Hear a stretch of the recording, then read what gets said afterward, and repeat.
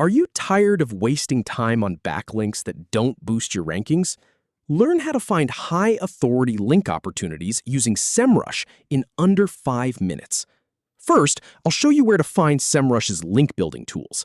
Then, we'll walk through the key features that reveal your competitors' best backlinks. Start by heading to the link-building section in Semrush's guide on SEO for 2025. Click on the section that explains why you should add link building to your SEO strategy and how to do it. You'll see an example. The backlink checker shows that bbc.co.uk has backlinks from over 1 million domains, including reputable sites like cdc.gov, microsoft.com, and britannica.com. Then, click again on the same link building strategy explanation to dive deeper. Now, click on the link building tool to explore its features. Next, try the free backlink checker to see how it works.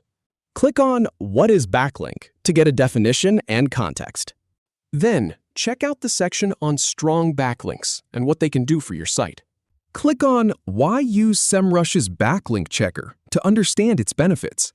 Now, see how to check backlinks with Semrush by clicking that guide. Finally, if you want more advanced features, click on that option. Thanks for watching.